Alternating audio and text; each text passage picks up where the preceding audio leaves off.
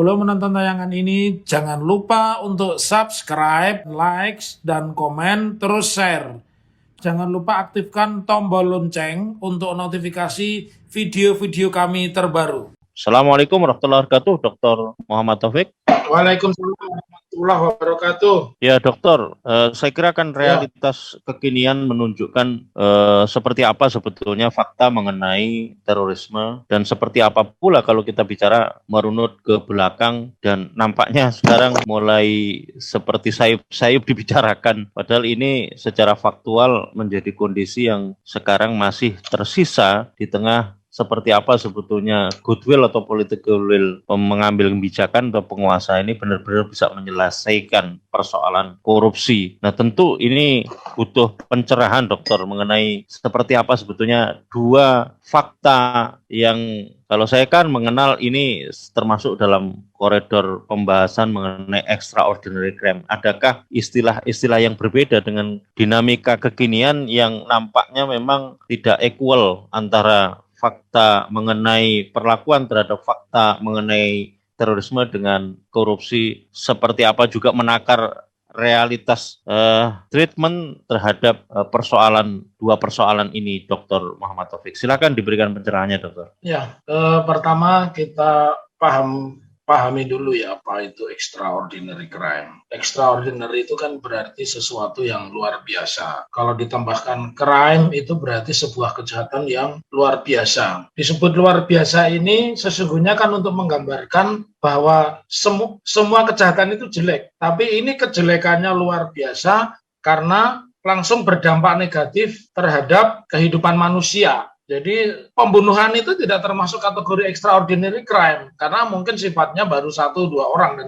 Tetapi extraordinary crime itu punya implikasi luas. Salah satu yang terpenting itu merugikan harkat dan martabat kemanusiaan walaupun dia sebagai akibat yang secara baik langsung ataupun tidak langsung. Oleh karena itu beberapa jenis kejahatan itu sudah disepakati ini masuk extraordinary crime. Katakanlah seperti genocide atau genosida ya kalau kita mengenalnya. Kemudian crime humanity, kejahatan terhadap kemanusiaan. Kemudian ada di situ adalah terorisme dan ada di situ pula adalah korupsi. Nah, lambat laun nampaknya yang menonjol extraordinary crime ini terorisme. Bahkan di dalam banyak kesempatan karena istilah terorisme itu pertama itu dari barat, utamanya adalah dari ANSAM atau Amerika Serikat, maka terhadap narkotika ini belum ada kesepakatan ya.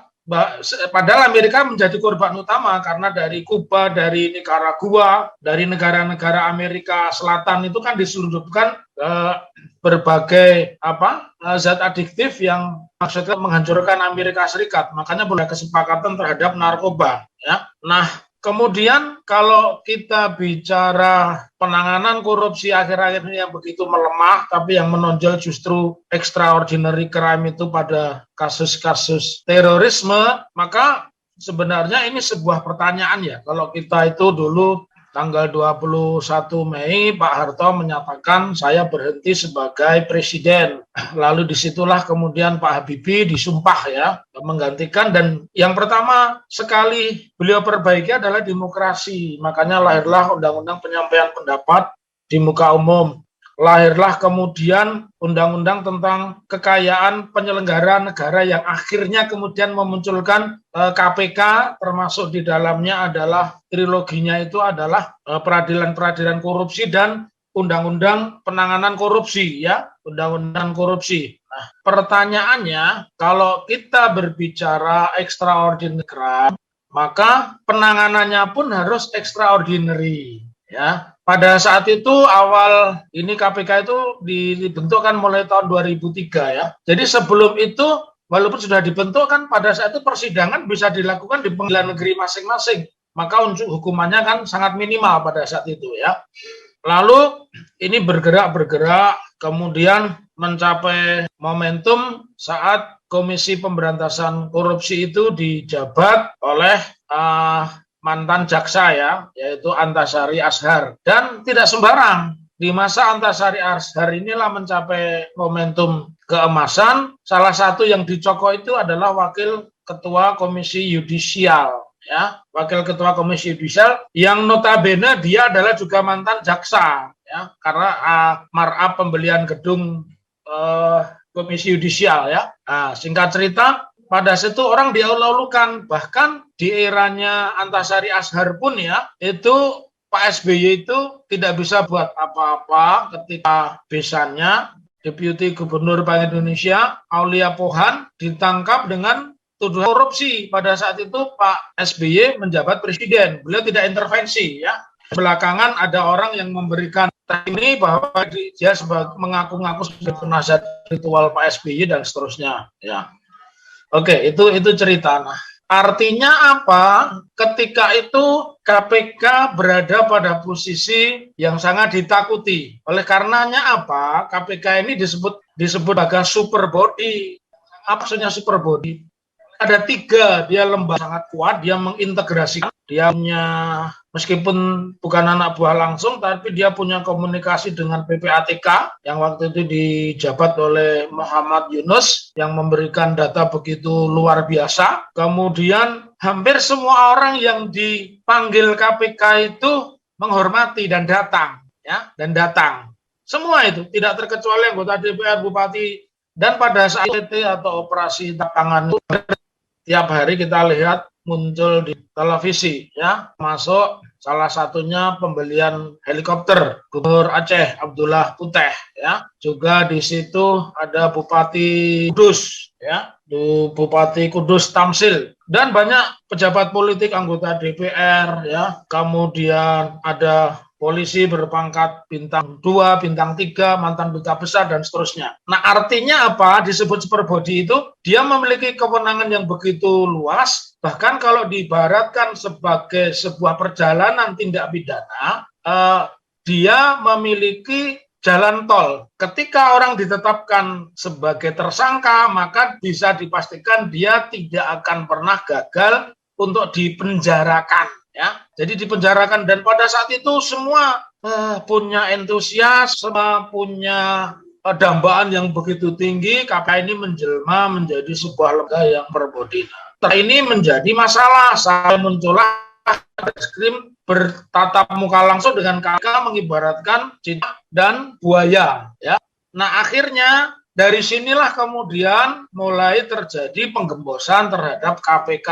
Dimulai dari Direktur Bulog sekarang ini, ya, Direktur Bulog sekarang ini saat itu dia tidak mau dipanggil. Direktur Bulog saat ini yang dari kepolisian itu, ya, orang menyebutnya sebagai buas, ya, itu tidak mau dipanggil. Bahkan kalau ditelisik, kalau dicari rekam jejaknya, dia juga tidak pernah menyerahkan laporan hasil kekayaan penyelenggara negara, ya, Budi Waseso, ya, Budi Waseso itu tidak menyerahkan. Nah, disinilah kemudian Pak, karena pada saat itu mungkin juga dendam, ya, termasuk di dalamnya sampai kemudian nanti pelemparan air keras ke wajah Novel Baswedan, ya, itu kan salah satunya dicokoknya Kakor Lantas yang kemudian menjadi Gubernur Akpol Joko Santoso, ya, yang sekarang masih menjalani pemidanaan atau menjalani penjara di lembaga penjaranya orang-orang kaya, suka miskin, ya, suka miskin, tapi penjaranya orang kaya ini, Pak Slamet, ya, jadi itu orang-orang kaya di sana. Artinya apa? Semua bahu-membahu, bukan seperti sekarang. Dulu kalau yang namanya banding, dan di situ juga mencapai momentum karena ada Hakim Agung yang namanya Dr. Altiju Alkustar, almarhum, ya, itu asal kasus korupsi mengajukan kasasi tambah begitu, ya. Nah, artinya apa yang harus kita pahamkan sekarang kepada khalayak? Bahwa korupsi menjadi public enemy number one. Karena public enemy number one, berlomba-lomba supaya dirinya disebut bersih, ya. Jadi dirinya bersih, semua yang dilomba bersih. Nah, sekarang itu mencapai di eranya Pak Jokowi ketika polisi menghegemoni, maka KPK ini tidak punya nyali, ya. Dan sekarang mencapai titik terendahnya ketika KPK dijabat yang notabene juga polisi. Waktu Firly Bahuri itu waktu menjabat masih polisi aktif. Yang kita tahu juga track recordnya juga tidak bersih-bersih amat. Jadi disinilah terjadi grade 1, cara pandang dulu. Cara pandangnya korupsi ini sebuah peristiwa hukum biasa, bukan extraordinary. karena itu penanganannya juga tidak extraordinary.